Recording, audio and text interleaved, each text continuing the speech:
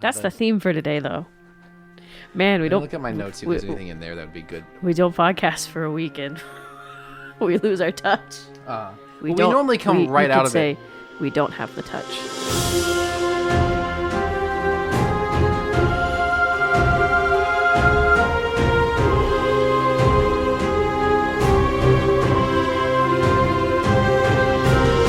It's Wednesday night. Rachel's making dumb jokes, and we're in her apartment, which must mean it's Starformers night. Welcome to Rebels and Robots, episode 24. I'm Cameron. I'm Rachel. And this is Rebels and Robots, where we talk about, every week, we talk about Star Wars and Transformers. This week, because last week we talked about the newest live-action movie, we thought it would be good to go back and talk about the first live-action movie, that is Transformers 2007. For some reason, the lack of "the" bothers me, because the original show was The Transformers, and just calling it, most people just call it Transformers anyways, but seeing the title just be Transformers. The budget went to the rest of the CGI, so they didn't have enough money to pay the marketing team to put "the" in front of it. They could only afford so much. But before we get to that, as always, we have news, recent thoughts, anything from last week's episode that we want to update on. Rachel, do you have anything? I've been meaning to do this for like 3 weeks, but my mom live texted me when she was watching Mando season 3 finale. Okay. And so I wanted to read them. Go for it. So she was also texting me at work, so I didn't really respond to a lot of them. But they were fun. So she texted me watching episode 7. And I said, finally, you have to let me know what you think. And we have Grogu is currently driving the robot. And then, yes, which is what Grogu was doing when he was driving it. Very good. And so I know where she is. This is the part where she gets to where they discovered the Imperials in Mandalore. She said, I wondered where the bad guys were. Trap. And then I just thought this part was really funny. Because episode 7 is when Paz Vizsla dies. And this is the text I get. Dude sacrifices himself. Who are the red guys? And 5 crying face emojis. Very relatable, because I really liked Paz this season. Who are the red guys? Does she just not remember Last Jedi? Well, I think they're not exact Alash. It's all They're very similar, though. I know, but I also don't. I think the last time. Mom, correct us in a review if I'm wrong, because she listens to our podcast. If I'm correct, I believe the last time she saw it was when we went and saw it in theaters. Okay, fair enough. Rachel's mom, I don't mean to put you on blast in front of all 9 of our 8, if you're one of them, 8 other listeners. But I just thought it was We're going to get a bad review. We appreciate her sending in. I mean, My mom has sent me a lot of stuff. Did she text you with the intention of you reading it on the podcast? Yeah, she told me about it. Yeah. Okay. She goes, have you read my text yet? And I said, Nice. No, I haven't. Okay, Sorry. well, we appreciate you being one of the few people who sends us content. So thank you, Rachel's mom. She actually sent me another thing today. But so when she was on episode 8, she said, I think Din Djarin may have decided that the bot is okay now. Grogu's mech suit. IG-11. And she asked some questions if there was a tracking device on Mando and they were watching him in the Imperial stronghold or just the heat signs. And she asked who the clones were. And so I said Moff Gideon. I see. Criticizing the stormtroopers' ability to be accurate shots. Very, and then again, this is when I am at work. So lots more text messages than I was able to respond to. But she said, Din Grogu, heart eyes emoji, who can do great things when motivated to save his dad. I guess even Beskar won't save you from fire. Oh. And then. Well, it's much more than a fire. It's a huge Star Destroyer exploding. So I think it's a little more than just fire. This is my favorite still text. Good comment. Oven baked Moff Gideon, air fry question mark. These read like notes we would take. They did. They read like notes. Except for normally you would we'd have our notes and that would give us a full sentence to say. Here we're just reading out her notes. But so yeah, just kind of like more commentary. But that was the gist. I also spent the weekend with my mom, and it was Friday night, and we were eating dinner, and we're kind of like, well, what are we gonna do? And I paused and I go, well, hey, have you started Andor yet? And she said no. So we watched the first 2 episodes of Andor. It was a lot of fun, and I just really kind of I mean, I haven't seen Andor since we watched it last fall, and so rewatching it again, I mean, like I said, it's my favorite. So Very good. It just rewatching it was just, man, this show's so good. Very fun. What do you got? Well, so on our Facebook, I posted, we're talking Transformers Rise of the Beast tonight. If you see the movie, let us know your thoughts and questions. And like right after we finished podcasting, a good friend of mine, his name is Shane, commented. So he said, I saw it Monday night and rather enjoyed it. A little surprising considering I really didn't like the first one at all. Bumblebee was a lot of fun and was a little better than this one. So I think he's saying Bumblebee was better than Rise of the Beast. I don't recall seeing any of the other ones. So not missing much. So it looks like with Shane it goes Bumblebee, Rise of the Beast, a bunch of ones he hasn't seen. Thanks for writing in, Shane. Appreciate it. That's funny. I actually have some other news.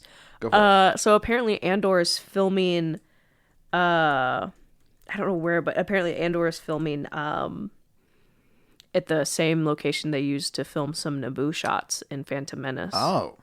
So could have a revisit to Naboo, which we haven't been to since Phantom Menace. No, Attack of the Clones. Yeah. In live action. You do briefly see it in Revenge of the Sith for her for Padme's funeral. And then in the remastered Return of the Jedi, there's a shot. Mm-hmm. Yeah. But so that, or maybe the filmmakers just want to go to Italy.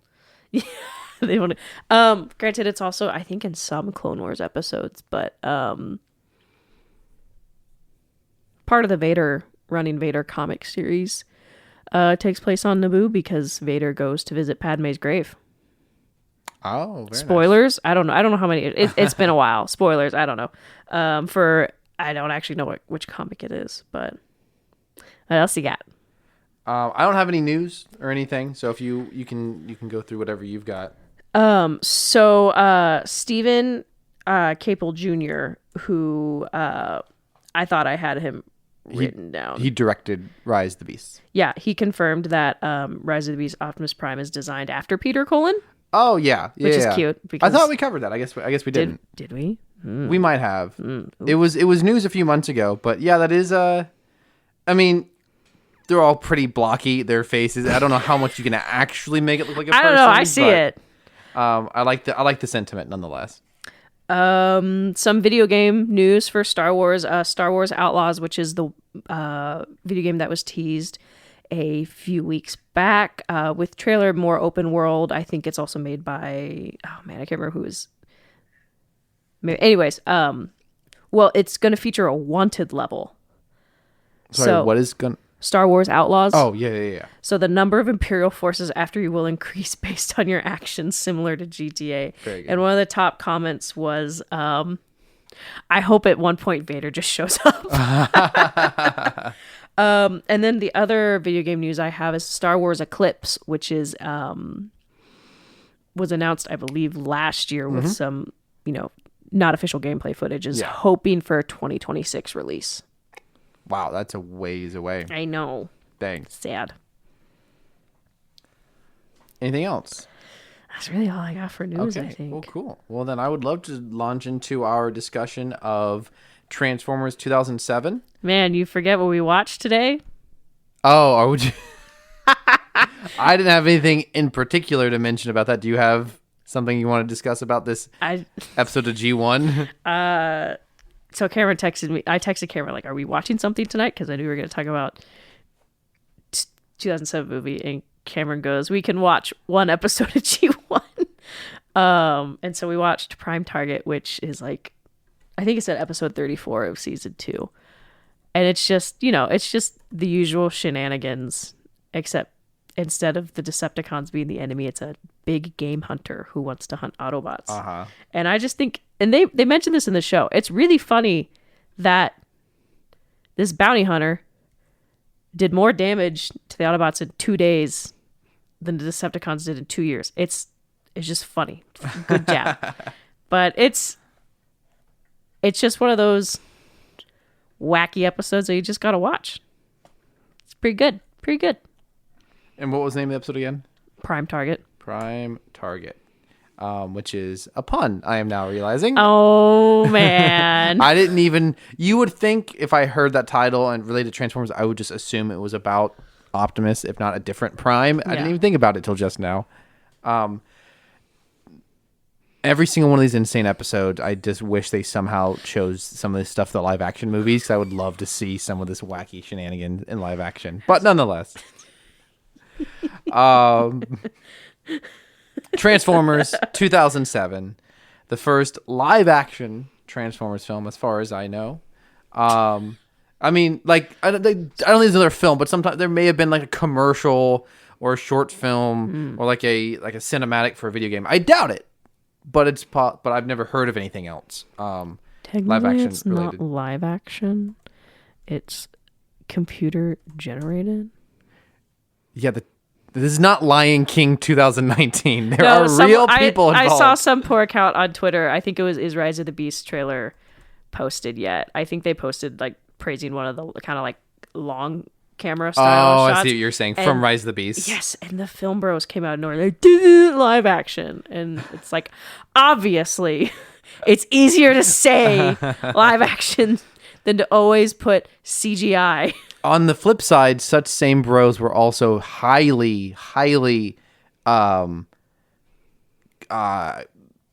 thinking, I'm not like, they were praising Gravity back in like 2013 for its long opening one take, even though that was almost entirely CGI other than the actors' faces in their suits. But so people pick and choose what they want to call live action and not live action. Some are right, some are wrong. But nonetheless, this 2007 film was my introduction to the Transformers. I knew it existed, Transformers, obviously, but I couldn't have told you anything about Transformers, really. But me and my younger brother, so 2007, summer of 2007, I was 12 years old, and it was the first time I remember going to a movie theater with my younger brother, just the two of us, without a parent. And then I think I may have explained this in an earlier episode, but it was one of the first DVDs that we had. And so I saw this movie so much as a kid. And it was fun to revisit it. Do you remember when you first saw it, Rachel? Yeah, I was at a sleepover with two friends. Okay. With two girls I was friends with I think I was 5th grade. So I would have been... It was by the time it was on DVD. Because one of my friends at the time really loved it. And I was like, this movie's going to be dumb. And boy... You're not wrong. Well, yeah, but then it just kind of like catapulted me into enjoying the franchise. So, yeah, it was fun. We saw it at a sleepover. So, sorry, I'm giggling because I'm reading the Wikipedia article about the movie right now. So, to give a little context on the production of this film, it looks like they started working on it in like 2004. That's when Steven Spielberg signed on to produce. It says that he's a fan of the comics and toys, which is very interesting. And the original draft pitted 4 Autobots against 4 Decepticons, and actually featured the Ark. And the robots did not talk. No, really? The writers felt that even if it would look silly, not having the robots speak would betray the fan base. So they changed it. The first draft had a battle scene in the Grand Canyon. I'd like to see that. That would have been pretty good. Typically, unused stuff from the concept of an original film normally make it into their sequels. I'm surprised that didn't make it into a sequel. No. Because that would be a good place for Transformers fight scene, I think. Michael Bay came on in July of 2005, but he initially dismissed the film as a, quote, stupid toy movie. Nonetheless, he wanted to work with Spielberg and gained a new respect for the concept upon visiting Hasbro. I think the respect he probably gained was the numbers of zeros on the check, I would guess. Yeah. Bay considered the first draft, quote, too kiddie, so he increased the military's role in the story. The writers sought inspiration from G.I. Joe for the soldier characters, being careful not to mix the brands. I would imagine for copyright reasons. Poorly aged. Bay based Linux struggle to get to the Pentagon phone line while struggling with an unhelpful operator from a real account he was given by a soldier when working on another film. Interesting. The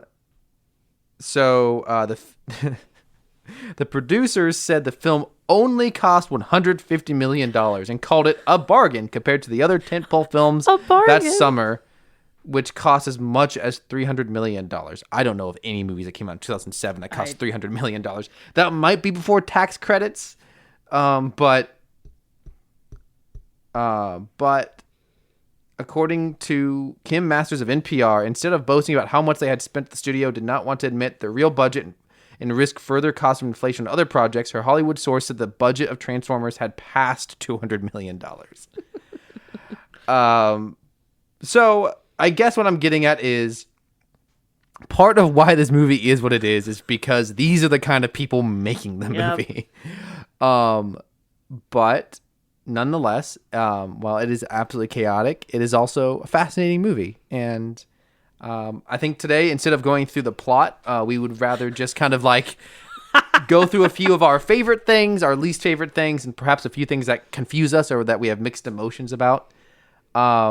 Rachel, would you rather end on favorite things or worst things? Oh gosh, what a decision. What do you think? I think all the negative stuff about this movie is really obvious, and there's not as much to talk about there. Let's talk about the negative but stuff. Like, I think there are some genuinely good things or accidentally good things about this movie that I'd rather talk about. Yeah. So let's start with our worst. What does mess with you about this movie? What bothers you? I know there's one big one.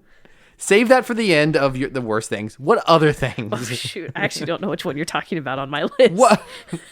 Something about your robot husband and his ultimate fate in this movie. I feel like actually kind of rewatching it, I almost really got annoyed with do we need to make a cut? No, you're fine. Okay. I almost actually got annoyed with how much screen time Frenzy got in this film. You were annoyed with that? Yeah. Explain. It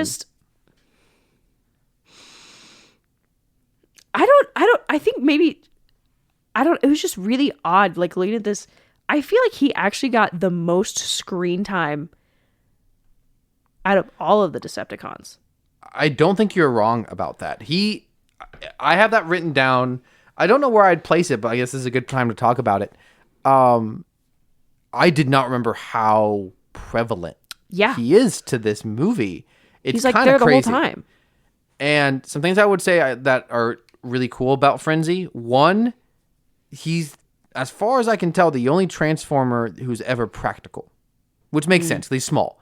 But like, there are shots where he is a practical prop, and that makes him feel like he exists more. It feels... See, something I wish was done more frequently is, I think one of the gold standards for use of CGI, at least on a big scale, is the T-Rex in Jurassic Park. Mm-hmm. And what works so well about that is cutting back and forth between a real T-Rex giant puppet. A real T-Rex. Yeah. An animatronic T-Rex and a CGI one. And it allows you to like mix them together. And by having actual, like, the shots that you know for a fact are a real Frenzy, it just makes him feel like he exists and feel like a character. And I think that mixes with he's very annoying and way over the top and doesn't have any dialogue, well, much real dialogue, but he at least has a personality.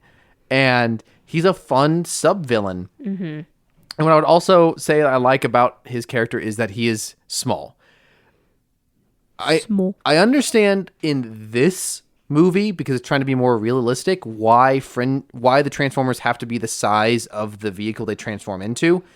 But as we see in every single episode of the cartoon, that is not consistent. There's not a conservation of mass. They are often smaller, bigger, or they'll transform them into something small. So I guess my point is I wish with Transformers it would work better if they didn't have to be the same size. Because, like, why? You don't need that stupid rule that they are the same amount of mass. I mean, G1 does it all the time. So my point is, the fact that Frenzy is approximately the size of a human, he gets to interact with humans significantly more, and he gets to go into human environments and have more to do. And he's the only Transformer, really, who actually properly utilizes the concept of a robot in disguise. Him disguising himself with technology gets him into places. He disguises himself as a boombox, and it gets him onto Air Force One. He disguises himself as Michaela's phone, which is what's the actress's name? Dang, Megan Fox. Megan Fox. Thank you. For those who don't know, that's Megan Fox's character. He gets into her purse because he disguises himself as the phone. So yes, while it is unfortunate in the scope of the movie, it doesn't do the movie much favors to focus this much on this one character.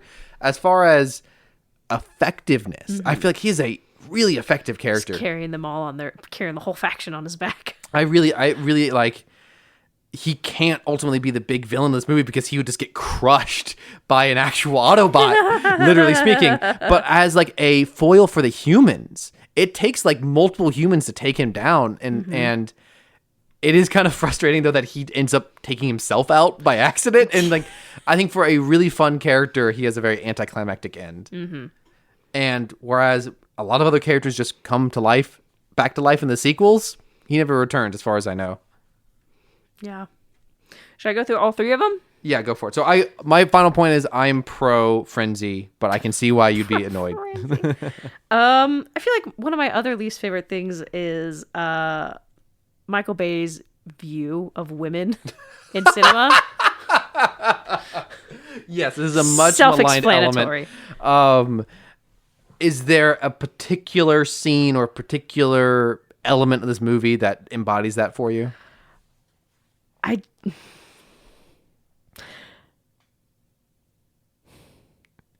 Because this not this particular film. Now we might talk about that movie another time, so I'm not going to talk about that. But I don't know. I mean, to me, it's got to be Megan Fox's character.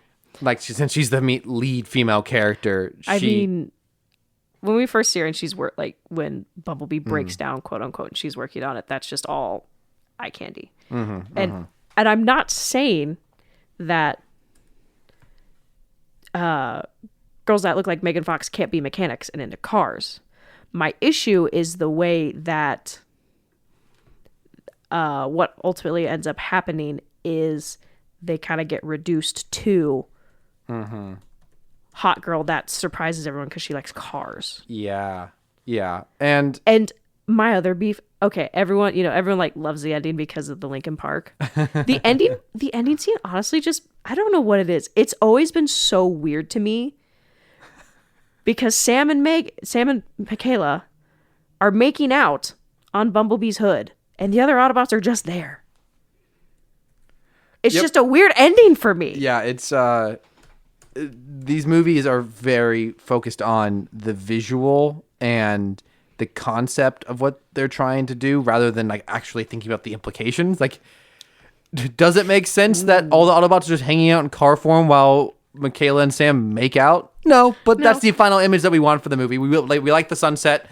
We like having the cars because we are contractually obligated to have them on screen for a certain amount of minutes, probably. And I mean, Megan Fox has been pretty open about how much she did not like working with Michael Bay.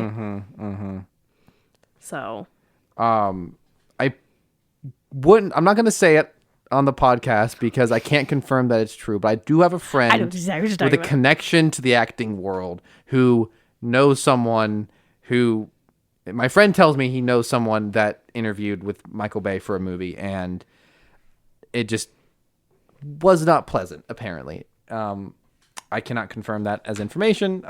But that is, I trust my friend, and I based off everything else I know about him, it would seem to be true. But to avoid a slander lawsuit, I cannot confirm any of this is true. You're gonna go cease and desist in the Twitter inbox. Yeah, that'd be bizarre. So my next worst thing, this seems pretty obvious, but it really hit me, this movie, is the lack of characterization for the Autobots and the Decepticons. I think it kind of goes hand in hand with what we were talking about. Frenzy gets a lot of screen time. I think Frenzy ends up being a great villain for the movie. The rest of the Decepticons are barely in the film at all. And when they're on film, they're just monsters. And I read somewhere in the trivia or something that Michael Bay said this is kind of intentional, especially having them talk less, because the more mysterious they were, the scarier they would be. I can kind of see that. And I think it does kind of fit into this movie's... I kind of like the structure of this film where most of the Transformer action happens in the third act. It's kind of like your Jaws, your Godzilla. You save it for the end, and I kind of respect that. Yeah. But I can understand that with the Decepticons. I don't agree with the choice, at least in the final result, but I can understand that was a choice they made, and I respect that. With the Autobots, though, there are heroes. They get so little screen time and so little chance to be actual characters. And especially after... Hey, I'm going to say something that Rise the Beast did well. I like that Optimus Prime has a character arc in Rise of the Beast. It's not the most compelling, but it is something. I think, and not to get too off tangent, but that in comparison, for example, when Bumblebee gets captured by Sector 7 in 2007, and, the other Autobots are like, hey, can we go find our friend? There's 5 of us. And Optimus says, this is what he'd want. He's a soldier. Which interesting take, versus Rise of the Beast, when Bumblebee dies and Optimus is pissed. Day ruined. Year ruined. He's mad. And he's ready to rain down hellfire. So I think it's just, like you said, like this interesting, the difference in the characterization between them.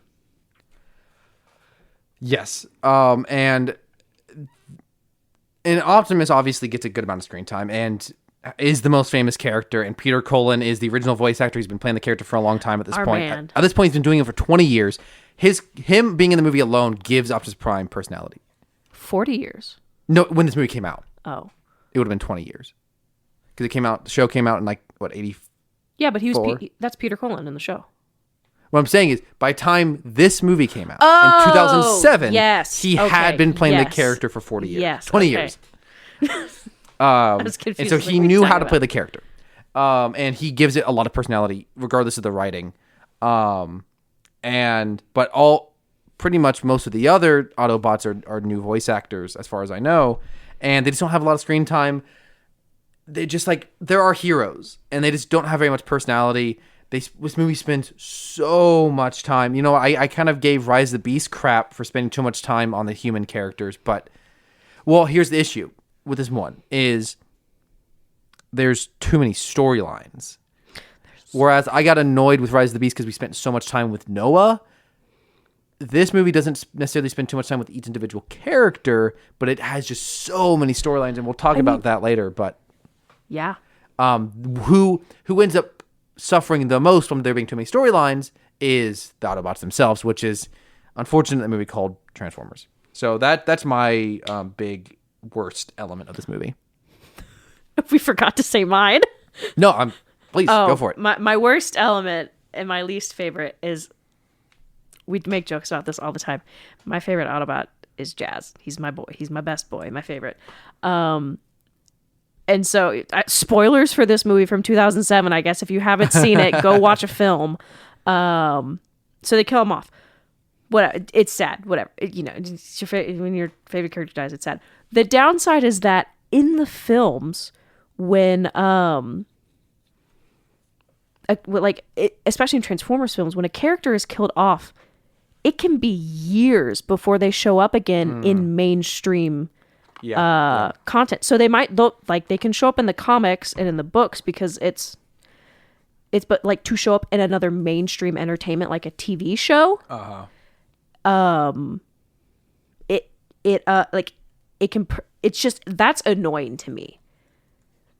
Because I mean, whenever we get to Dark of the Moon, I'll go more in depth in it. But it's prevented characters from being in other shows because Hasbro's like, well, we don't want it to be confusing.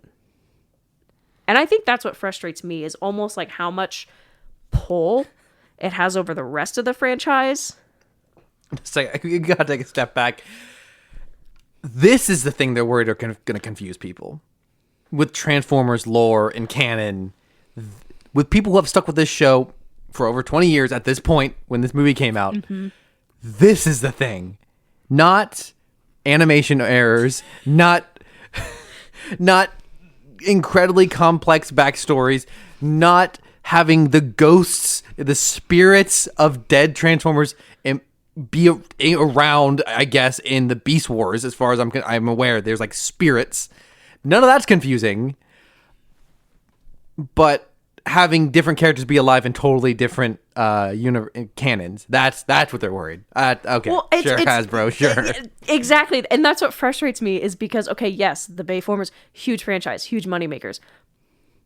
Okay, if people like Transformers are going to watch the other stuff. And so it kind of frustrates me almost how much sway this has impacting entirely different projects under the same name. Totally different continuities, totally different universes. It just bugs me. I think the next time Jazz showed up in a show was Cyberverse. That came out. Wow. 2018.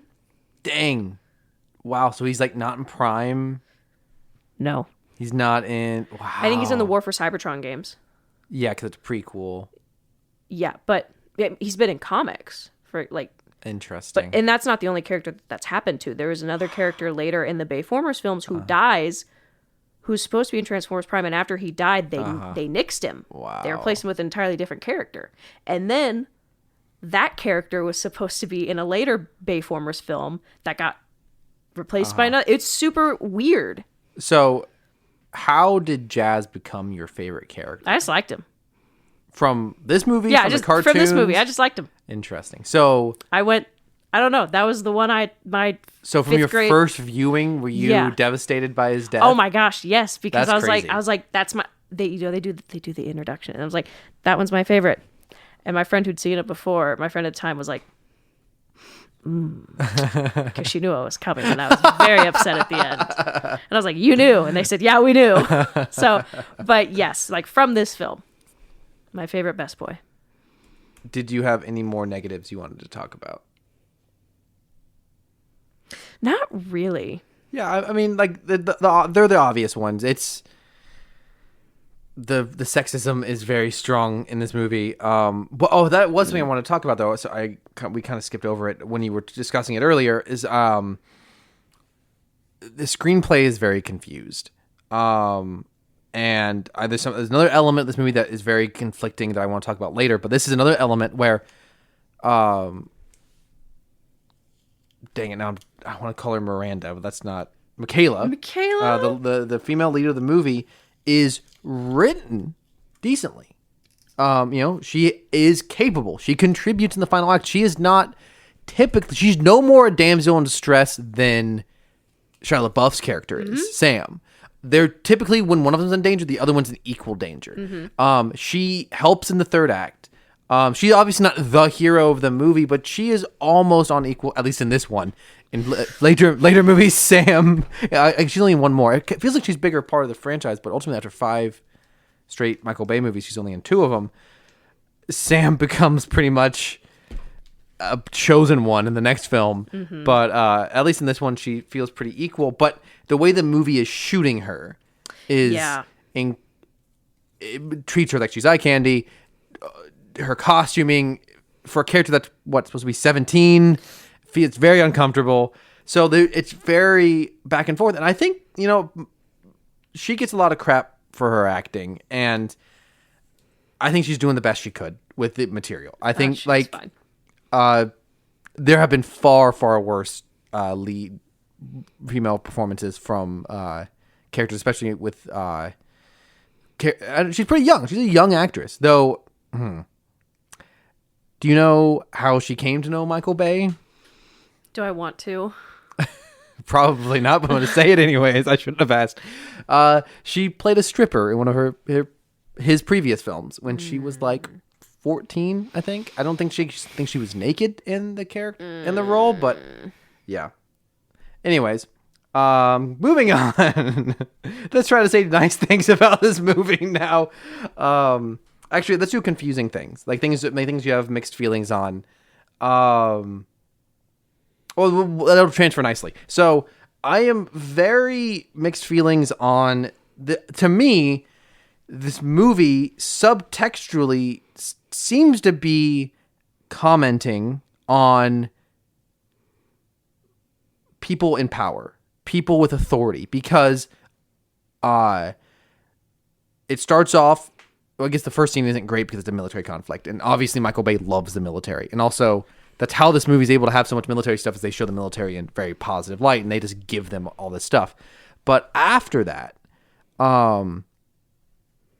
Sam's interaction with the police, the fact that the first Decepticon he fights is a police car.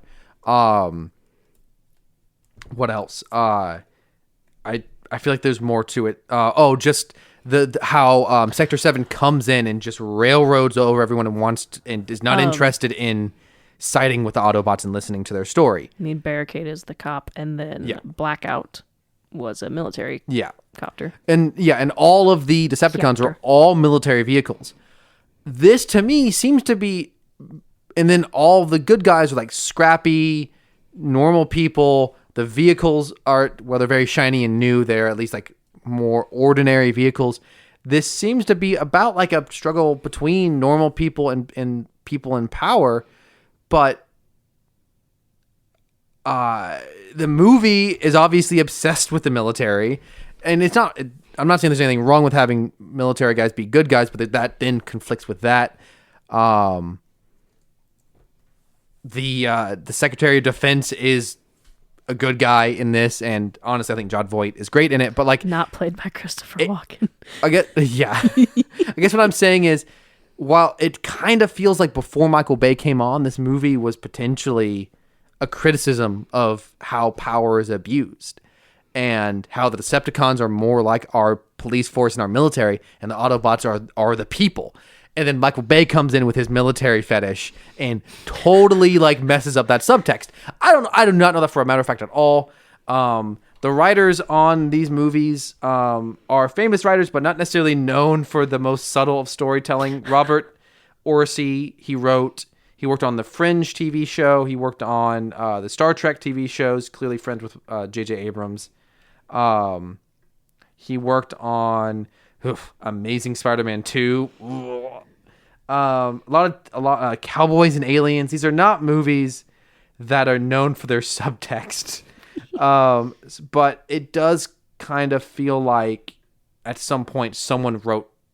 I mean, maybe it's a total accident, but I guess my point is there's so many storylines, so much going on in this movie, it struggles to be about anything. Mm-hmm. But because you have Shia LaBeouf's story is ultimately, I would say, what they went with the Bumblebee movie. It's more of an E.T., an Iron Giant about a boy and his friend Robot. And then you have the military story, which is also, I think, could be captivating, especially like the idea of a military unit in the desert being tracked by one Decepticon. I love that sequence. I think that's really great. But then that kind of just ends, and they're just military guys who have around the ending. And then you've got the hackers in the Pentagon is a whole other story. And then you introduce the Sector 7 guys. Like, there's like 25 human characters in this movie.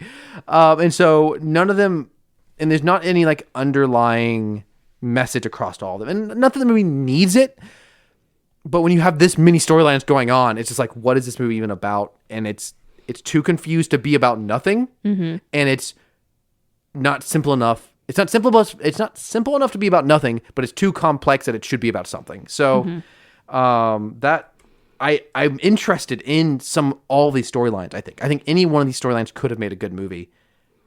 They're all like fighting for space, and like I said earlier, unfortunately, the Autobots are left out.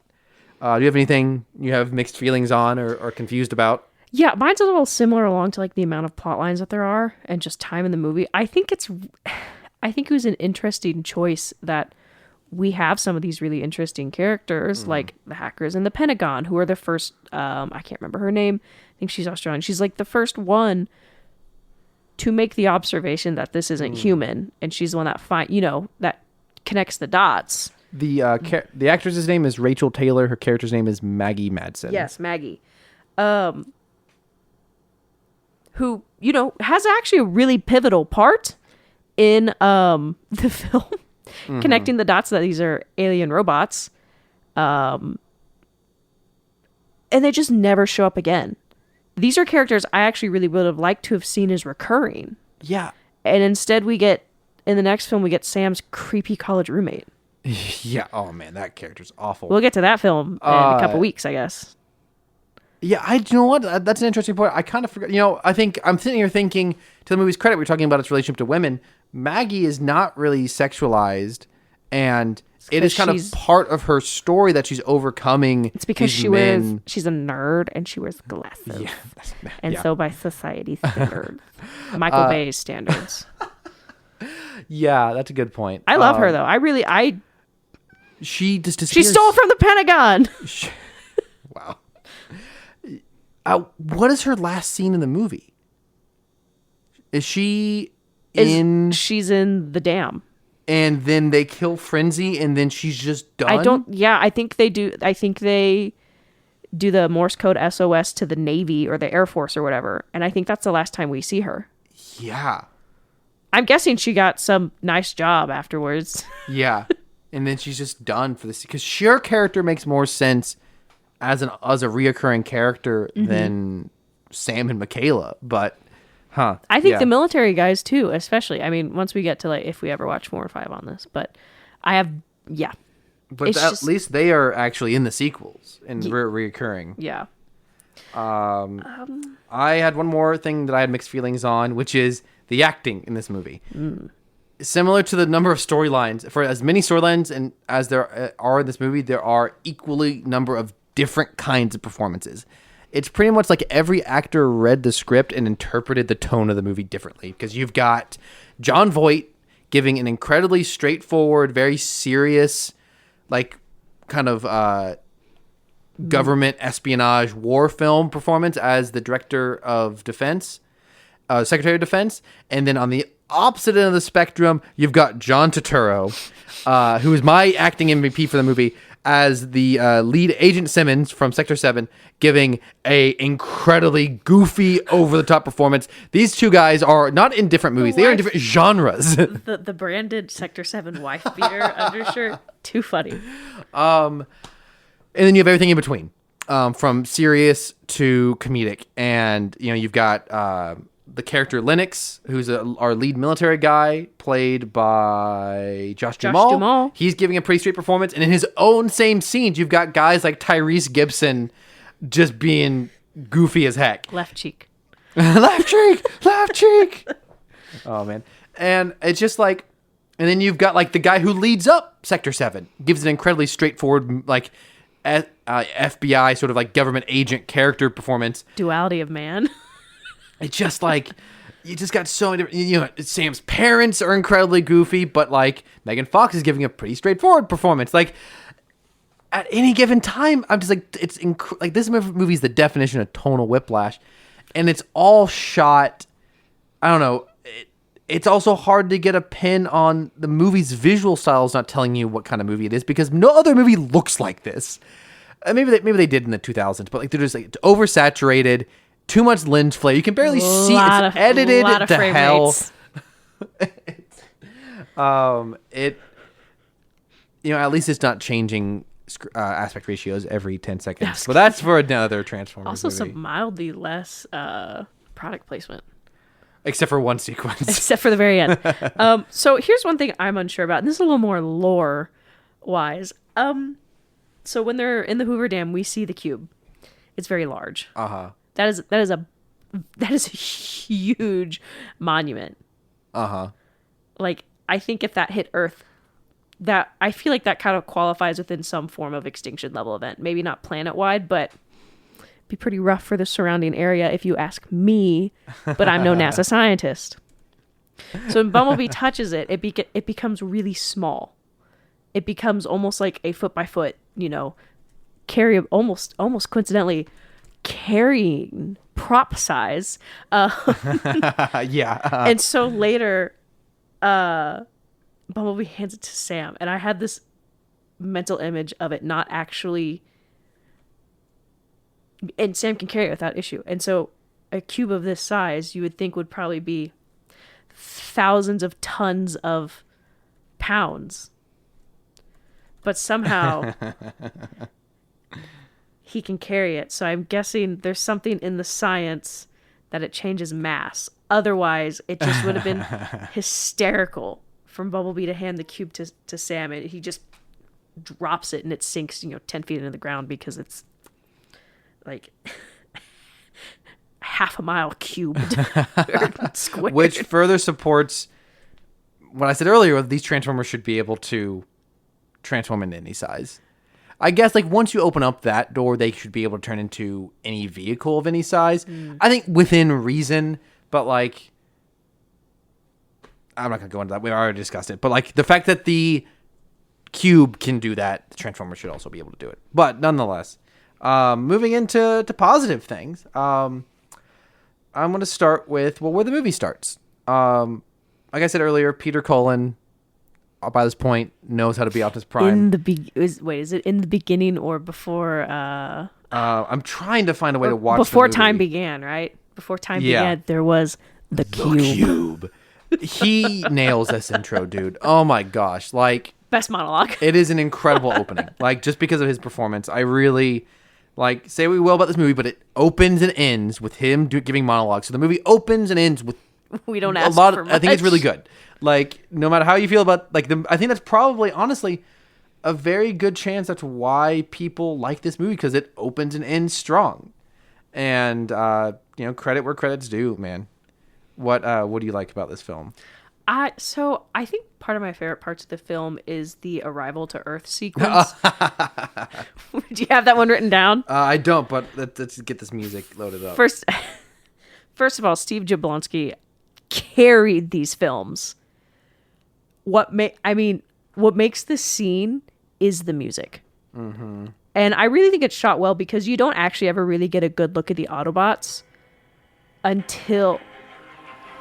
Keep going. So good. You don't really get a good look at them until they actually arrive at Sam and Michaela, and they're in their Earth forms. It's just, I think... Stop skipping it! I'm trying to find the main part. It's coming up. Yeah. There it is. Which also played in Rise of the Beast for just a couple measures. It did. But so, this scene, it's shot. I think it's shot well because we see the comets coming in, and we're like, oh, there's more. And I think part of what's done really well is we see the crash landing, but there are scenes where we see all of the other Autobots landing, but we don't see them. They're being in disguise. They are finding their alternate modes. And we don't see them until they arrive. And I think probably one of the most iconic scenes in the Transformers franchise is when Optimus Prime transforms for the first time. It's pretty darn good. It's pretty darn good. It's just, I think that portion of the film is my favorite. And also, this is kind of like a second or a point part. I think we kind of get to see them interact, which isn't with each other. In a ways, and I think this is probably gonna be dumb. One of my other favorite scenes is when they're all hiding in Sam's backyard. It's I don't think it's supposed to be funny, but it is really funny. I think it's really funny to hear Peter Cullen say, "Oops, my bad." Oh, it's definitely supposed to be so funny. That sequence is supposed to be comedic for sure. Comedic. But so yeah, that whole section I feel like is my 1 and 2. Nice. My third one is that Jazz is in it, and I'm just excited for that. Put him on the big screen. For me, other things I've written down that I've already mentioned. Frenzy is the Decepticon MVP for sure for the movie for me. Most valued player.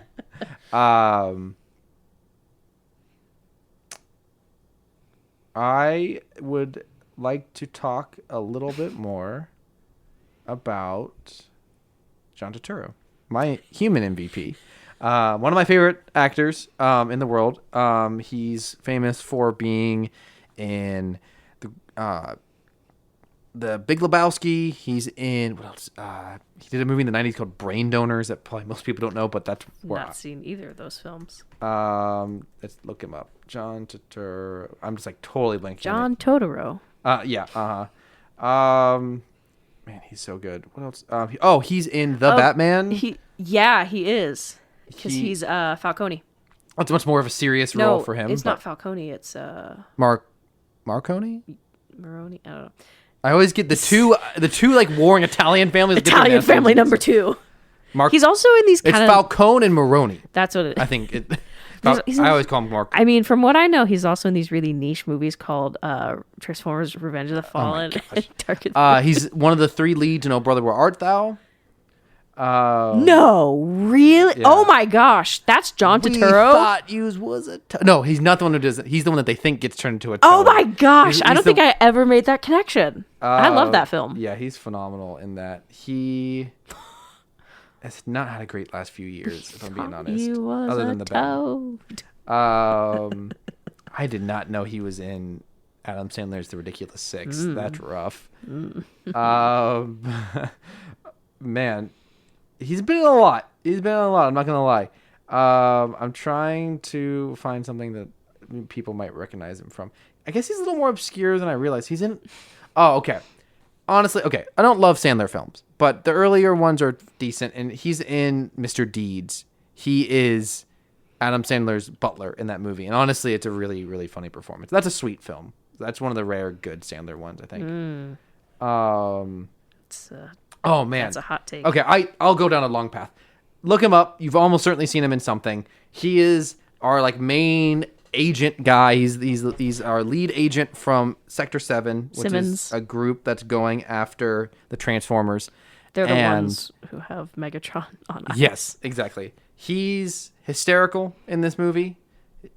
He just shows up with so much... Like, the movie up to this point, when he shows up and storms into Shia LaBeouf's house, has just lacked something.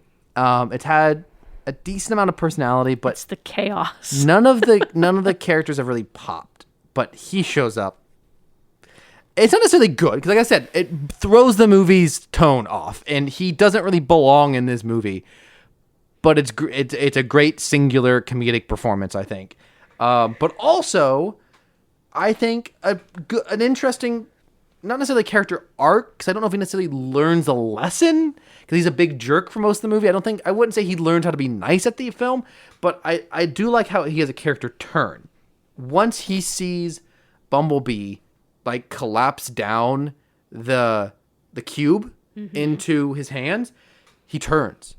And they're asking, like, can we get a message out? Like, they're asking him if they can get a message out to the outside world. And he's like, do you see that? Like, the whole thing doesn't, whoop, anything's possible. Like, a great video I saw a few years ago talked about how a reason why Force Awakens works better than the prequels is because constantly in the Star Wars prequels, you have all these CGI environments, the characters just aren't interacting or reacting to them. And in Force Awakens, the example they gave in the video, when the moment that Poe Dameron is taken onto the Star Destroyer, when he's captured and he steps out of the ship and he's in this giant hangar, he reacts to how big the hangar is. You need humans to sell the CGI elements. Having Agent Simmons react to that incredible sequence, because the rest of the characters just move on, but his character is like, saw one of the most amazing things any human could ever see and is changed by it. And that's a really interesting character beat that I'd never thought about before, but that really especially made me love his character. And do you have anything to say in regards to that? He's a hoot. I like that they did bring him back. In the sequels. Yeah. He has a fun, like, the way they keep bringing him back. He's always in a different state. He gives the uncle you see twice a year, but always has some deep illegal lore about him. He also gives the best line of probably the entire series, at least the most ironic line in the next one where he goes, beginning, middle, end. condense it. Oh, I didn't know which quote you're going to talk about. I know what your favorite like- one is. One man on a mission. Alone against. No, I was thinking of the other one. I thought you were going to make an ironic joke. It's pretty good, though. Yeah, yeah. I guess to wrap this all up in one. I had some other comments. Please go. Go ahead. So one thing I didn't understand so this is when Sam's dad is driving him to buy a car, and they drive past a Porsche dealership, and Sam goes, "Oh my gosh, I'm getting a Porsche," and his dad laughs and goes, "You're not getting a Porsche," and I didn't notice that at the time, and I don't know if people probably pointed it out on the forums before I was on the forums.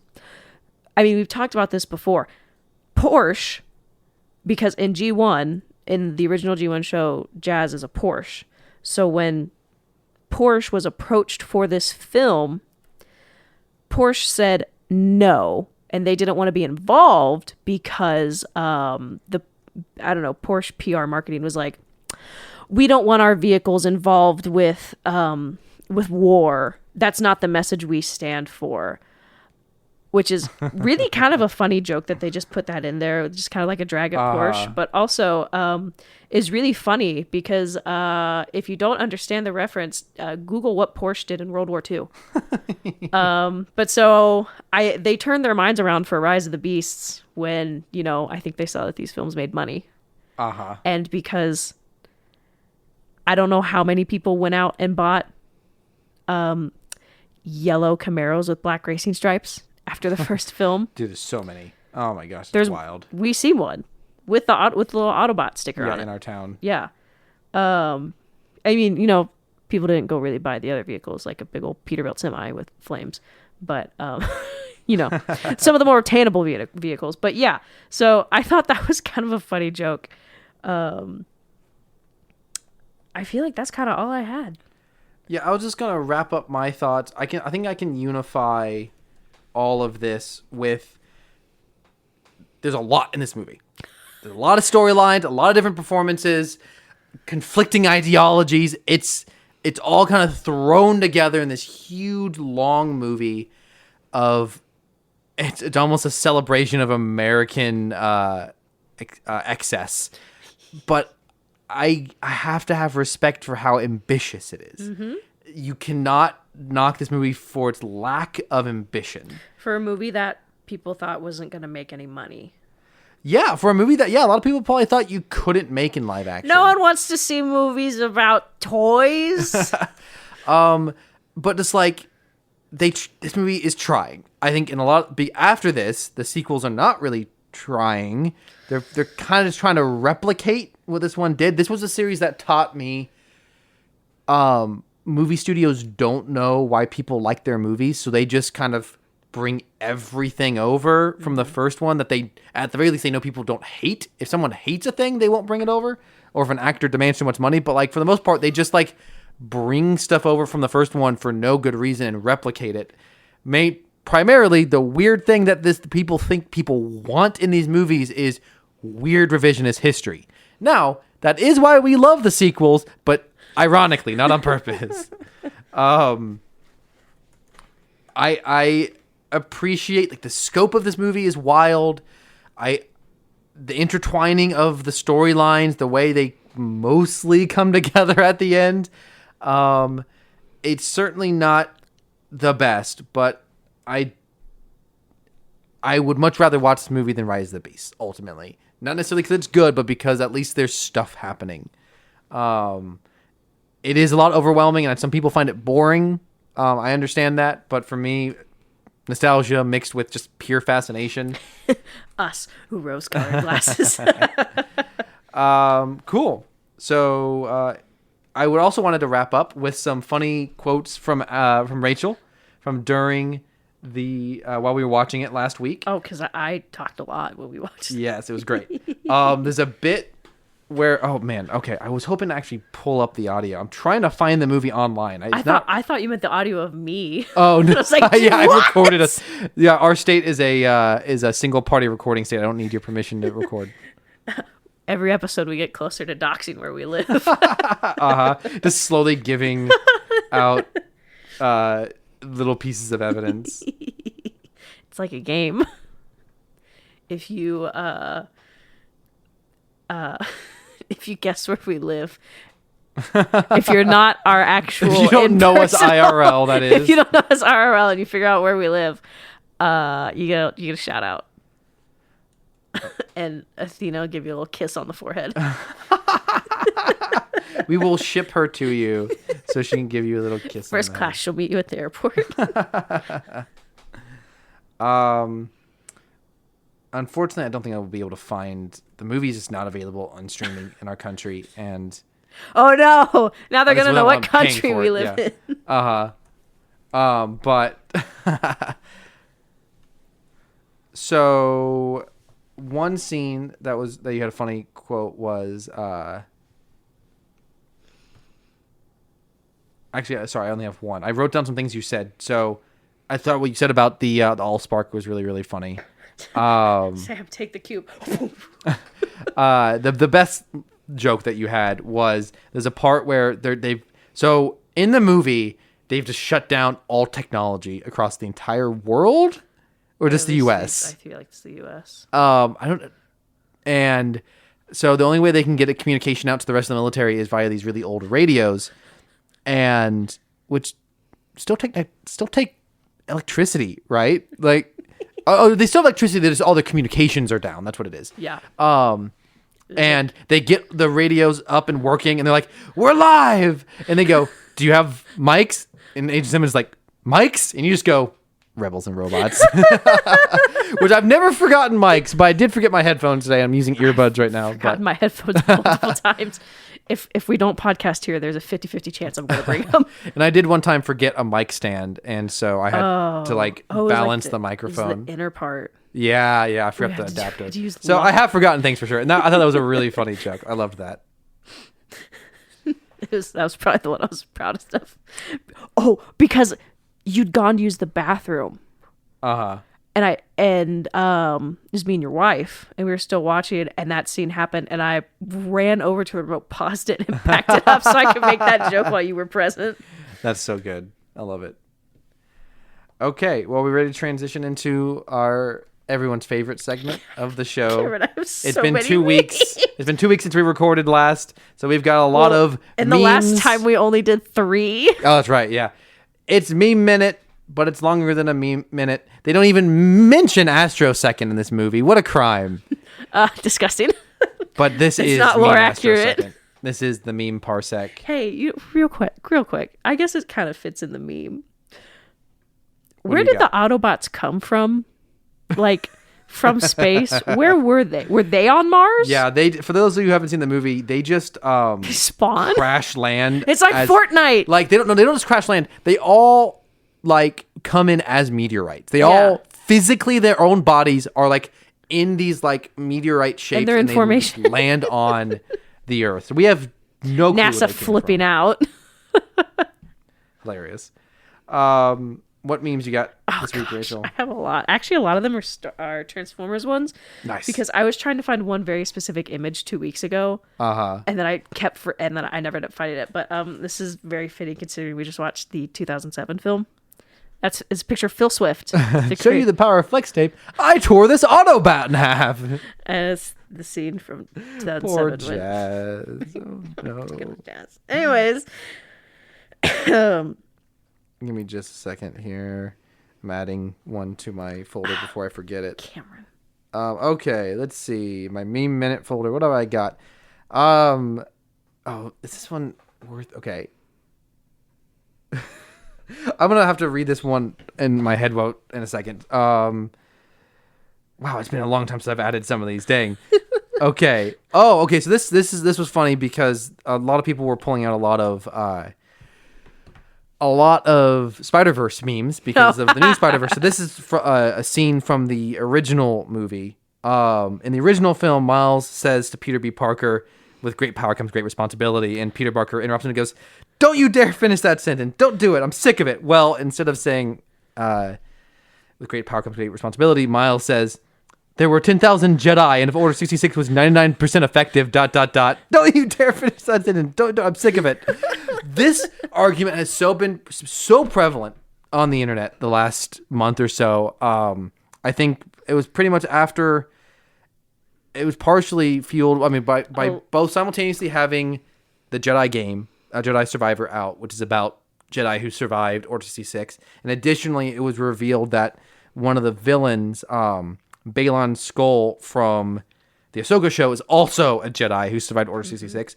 There's been this raging debate, and I think we talked about it a few episodes ago. I feel like I heard that there were like hundreds of Inquisitors.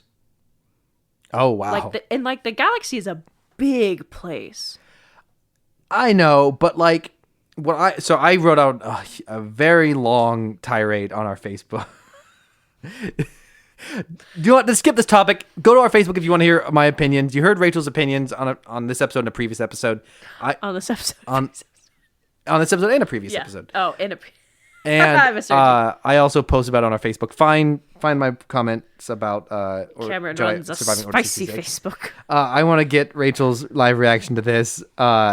It's Anakin and Obi-Wan on Mustafar, except for it's been photoshopped to be Bobby Hill and Hank Hill.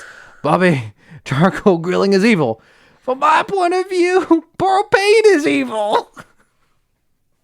See, I saw it upside down, and I just knew. I was like, that's Bobby Hill. The Photoshop of Hank Hill's face onto Obi-Wan is hysterical. What do you got, Rach?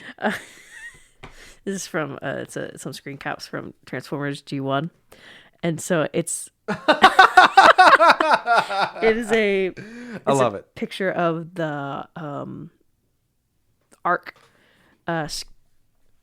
screen that the Transformers used to. What we learned in Prime Target. Also watch soap operas and various TV and news, and the screen has the CAPTCHA "I'm not a robot" thing, and the next image is what looks like Optimus Prime about to punch it. It's very funny. Yes, so good. It's a screenshot of a tweet. We've exclusively learned that Uncle Owen and Aunt Beru will appear in the upcoming Disney Plus show series Skeleton Crew. No. And a picture of them. No. Stop that. Oh my god. No. And in case you hadn't caught on recently, there is an actual show coming out called Skeleton Crew, and the last time you see Uncle Owen and Aunt Beru in Star Wars is they are skeletons. Sad. Obligatory, not a meme, but I found this photo. Have we talked about the? We've talked about it before. We haven't shown the photo evidence. This is a photo you took many a year ago. I think we've talked about this. But have we shown shown the photo? We have not. We couldn't find the photo. So if you've been listening to us before, you've talked about how a couple years ago we were in Tel Aviv in Israel, and we were driving back to the airport at like 10 p.m. at night, and we're sitting next to each other on the bus, and you like elbow me, and you go, "It's Optimus Prime," and I'm a little confused, and we turn around and look out the window, and there's a life-size Optimus Prime statue. And so we finally found the photos. And it's right next to a dinosaur. I think it was probably a museum of some form. Yeah. But anyways, it was just really funny. So there's obviously a lot of Grogu memes, especially on Facebook, and a lot of them are garbage. A lot of them use Grogu in the same way the Minions have been used for the last 10 years. It's awful. But this was an actual funny one, and it was great. A diamond in the rough. Grogu burned Luke's academy and framed Ben Solo for it. Oh no! This is a picture of him holding the cookies with the Elmo. It's mimicking the Elmo in the flames. I love this. I think this is hysterical. That's good. Take me away from my dad again, I'll tell you what. So when I was trying to find this image, I was going through our text messages from like years ago of images. I have no context for this, but you made this and you sent it to me. And it's the format of the guy holding the dog, and in the background is a sad looking cat. You made this, and I don't know what the context is. Huh. So It's that image. It's the 4 set of images of the guy holding this dog and the slow zoom in on the sad cat in the background. I do not remember the context of that meme. And the guy holding the dog is captioned as me, Rachel, and the dog is Soundwave. And the cat is captioned as Scorponok. Man, I do not remember. I have no idea what this context is from. I'm so confused.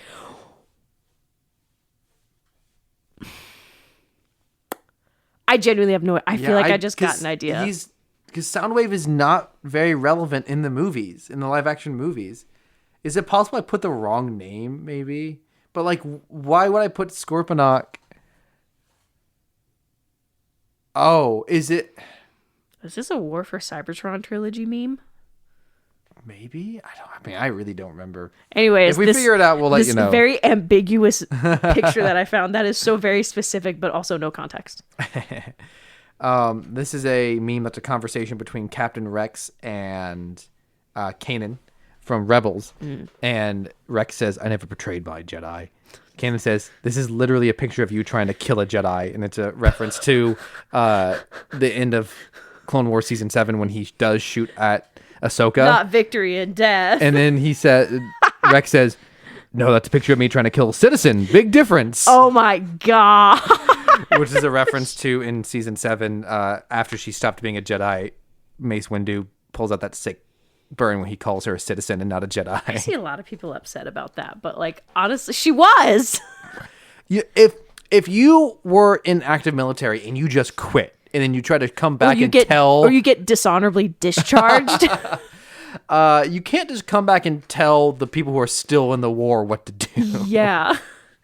So this isn't a meme. It's just Victoria, this isn't a meme. It's just a screen cap from G1. It's just a fun freeze frame. So good. It's just a screen cap. I think of probably one of the beginning episodes of Megatron bursting through a wall, but there's no movement. Yeah, there's no implied movement. He's just standing very still, but the pieces of the wall are still moving, implying it just kind of exploded. This meme kind of makes an interesting point. I wanted to show this meme to get your perspective on this. We've kind of touched on this before. Philosophical memes. It's the comic. It's not philosophical. It makes a good, interesting point about Transformers. So you've got, it's the meme where you've got a very attractive man hitting on a woman. The woman is into it. And then you have like a very overweight, nerdy guy hitting on her. And she's like, "Hello, human resources." And the attractive guy is labeled as Transformers Prime. And the unattractive guy is Transformers 5. And they each are saying, "Earth is Unicron." Because both of them have that twist that Earth is Unicron. No, that's good. That's correct. That is 1000% correct. I approve of that. So you would say they both did the same thing pretty much. They did! But like, is it possible that Prime did it better? Yes. Yeah, so I think that's without fair. a doubt. Because Transformers 5 only sets it up. It doesn't actually do it. Without a doubt. It just teases that for another sequel that never got made. Whereas I don't know anything about Transformers Prime. Without a doubt. So if Transformers Prime did it better, and also I think especially to a lot of Transformers fans, Transformers Prime is an attractive show, and Transformers 5 is not attractive. And you should call Human Resources on Michael Bay if he talks to you ever. Never heard it described like that before. Yeah, lots of people like that one. I only caught part of it, but I'm already laughing. So, this is another Spider-Verse meme tonight. Find a nickel for each Spider-Verse themed meme we had tonight. Enough 2 nickels. So this is an image, one of the most famous images from the end of the first Spider-Verse film, where it's Kingpin running, and someone copied Grimlock's head from Age of Extinction onto Are you sure that's Grimlock? Because Grimlock's a T-Rex, isn't he? Well, yeah, that's his bipedal mode. Oh, I forgot that you briefly see it. Yeah, and he's got his mace. He's got both of his maces, and he's running, and they photoshopped off his platform. It's just a very low effort meme. Hey, it's funny. I don't know why I took offense like I made it, but it would be. You know what I just thought about could be kind of fun if each week we each make a meme, but we don't tell the other person which one it is. And then at the ending, you have to guess which one the other person made. Yeah. Because I Wait, would. how are we gonna do that? We're gonna know which one we made. Oh, just like The have other it in there person. randomly. Like if I would have no idea if you didn't tell me, yeah. I would not know if you had made that meme, and it would have been really funny if I dissed it as low effort and you had made it. That would have been really funny. That's so fun. That's like a game. We should do that. Yes. I think you get a kick out of this one. There's a visual one for the most part. You let you react. It's an elaborate ruse. It's Admiral Akbar, but he's got a monocle and a top hat and a mustache, and instead of saying it's a trap, it says it's an elaborate ruse. I thought it was goofy and fun. I like the energy of this meme. This is an ominous picture of Optimus Prime with his gun barrel pointed at the screen, and it says that wasn't very freedom of you. it's just it's a good meme reaction when you're in a group chat. This one is very simple but very goofy, and also the low effortness of it is good. It's a Photoshop image, and it just says Noah and the Ark. Noah is Noah from Rise of the Beast, and the Ark is the ship that the Transformers came to Earth on, and it's got all the animals, and like Noah is like poorly photoshopped face onto like a really awful CGI. Anthony Ramos. I was very happy to find a Rise of the Beast. It actually says Noah and the Ark Rise of the Beast, as if that's the movie. I didn't catch that before. I just want to get your reaction to this one. How to hide from Shockwave. And Shockwave saying, "Where are the Autobots?" And Bumblebee's just standing right in front of him, and there's like a circle around him, and it's labeled "Big Boob Blind Spot." Because Shockwave has a very large, like not a large chest, but it comes out very far from his chest. Like his chest juts out. So he's got a boob blind spot. Man, Rachel's dead. We killed her. I guess Athena, can you like AI generate her voice in the future as our editor? I haven't seen her for the past 45 minutes. That's cool. She dipped. Did you look up? Well, yeah, because you moved her I did move her cat tree. A tree? Is that what it's called? Yeah, it's a cat tree.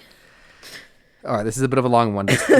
But so we all know that spinning is a good trick. Oh, gosh. But few of us know why. There's a reference to Anakin saying, "Let's try spinning. It's a good trick," in Phantom Menace. And then there's this diagram. And it says, when an object in flight spins, it gains stabilization, much like a football or a top. And it's got photos of rifles and spiraling bullets and footballs. This allows a pilot to fly a starfighter with greater precision due to an angular momentum. And not just the momentum, but the woman momentum and the children momentum too.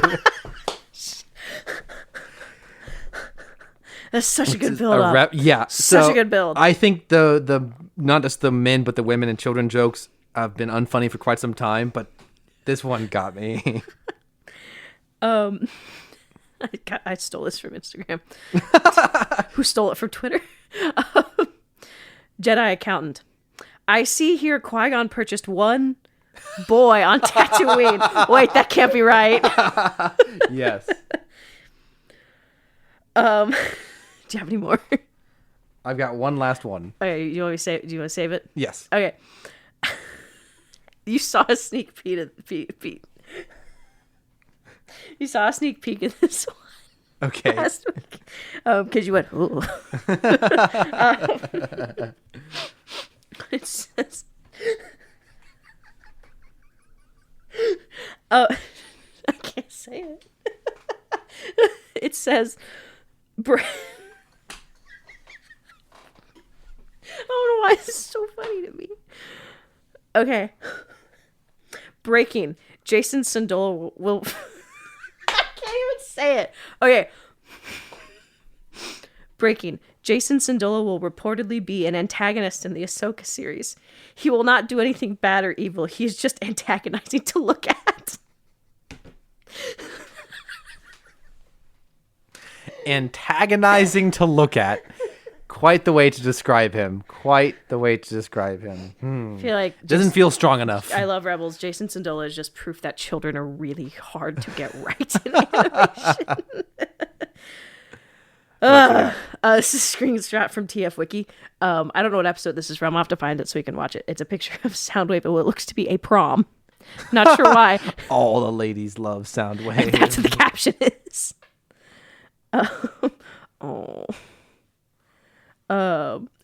So a couple weeks ago when we were talking about how I went and purchased Star Wars figurines before your rehearsal dinner. Yes. And we talked about how overpriced Grogu was. Here it is. Here's the $30 quarter-sized Grogu. It's just look how empty that packaging is. Oh man, that's oof. Much empty. Oh gosh, Cameron, I have so many. I'm so sorry. I'm actually not that sorry. This is that. So you just had the one. Okay, I'll save it. I've got one more, so I'll wait. Okay. Save it for the end. This is the Mr. Incredible meme where he's smiling, and then the next one is like overexposed, black and white. Me finding the speeder bike on Jeddah. Me learning why I need the speeder bike on Jeddah, which is a Jedi Survivor meme, which happens right after. Spoilers. Bode betrays you. Could you chase him down on a speeder bike chase? That's where you see in the trailer where he throws the stormtrooper out. I see. Anyways, I just thought you would enjoy this. I actually need to send this to your wife because this is her favorite character.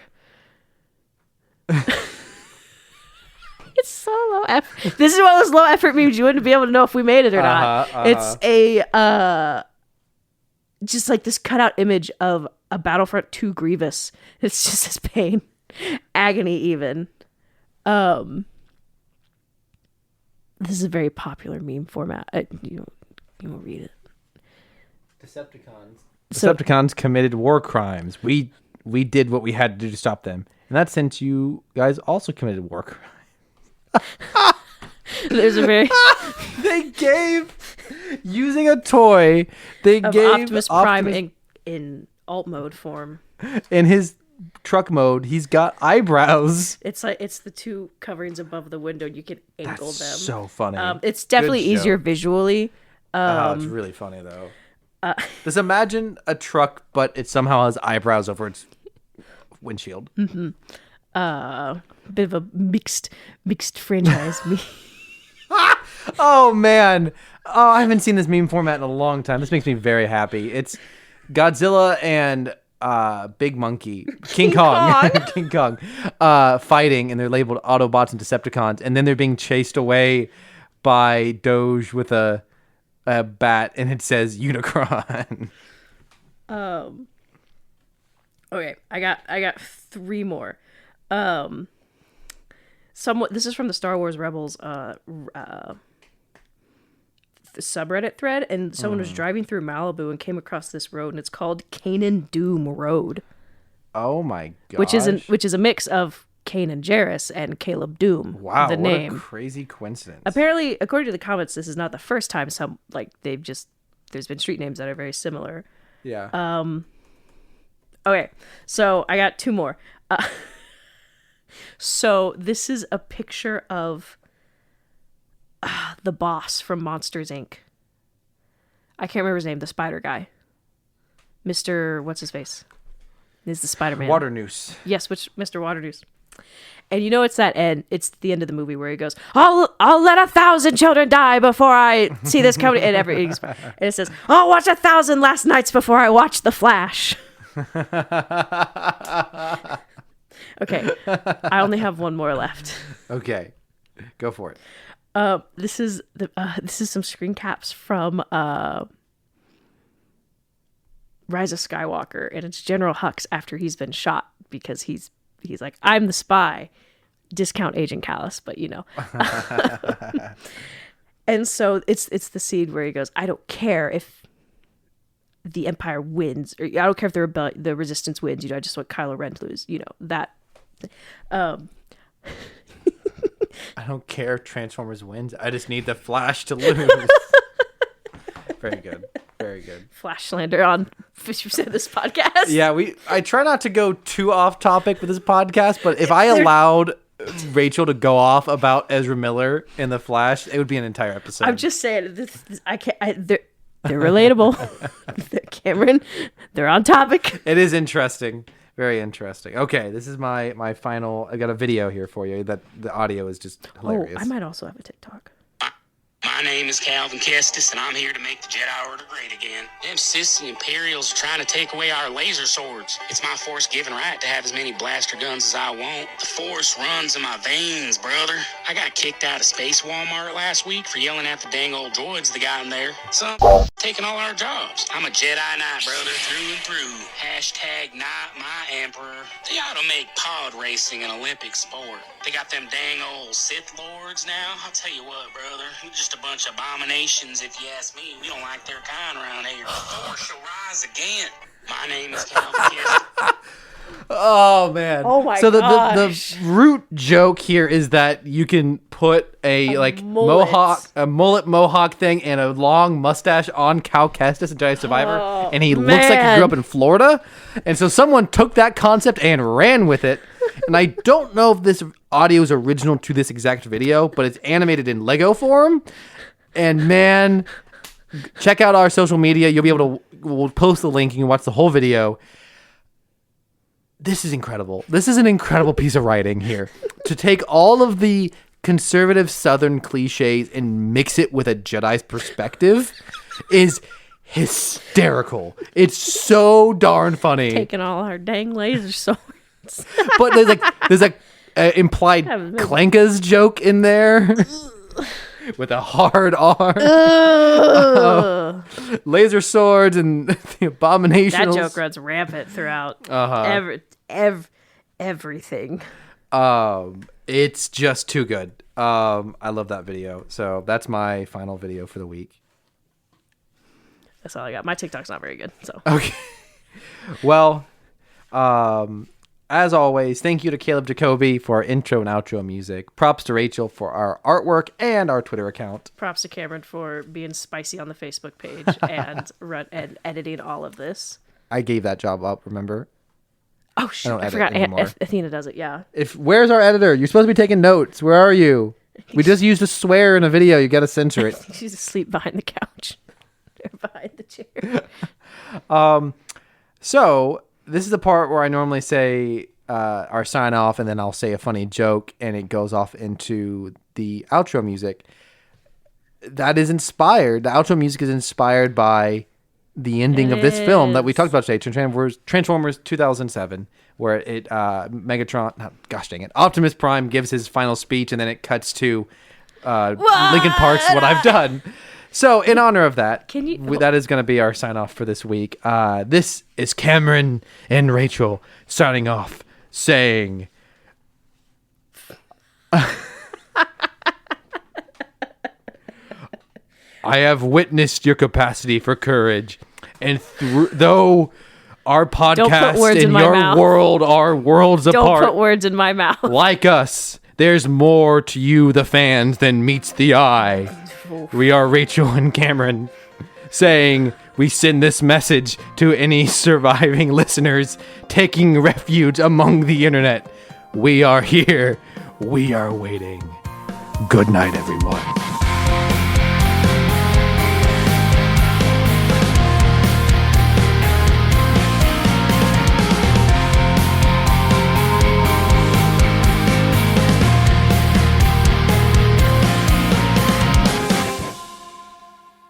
How long did you have that one up your sleeve for? I knew when we watched the movie, I knew I was gonna do that, but I didn't know exactly how I would. I kind of improv that. Which, listeners, this is gonna be after the show actually ends. This is our after credits scene, like Marvel. I cut out an intro where I made fun of Rachel for not doing a good improvisation. Cameron doesn't know improvising. I think I know good improvising when I hear it. So it's fitting that we also end tonight's recording with me also not being able to improvise. Again, good night, everyone. Thanks for listening.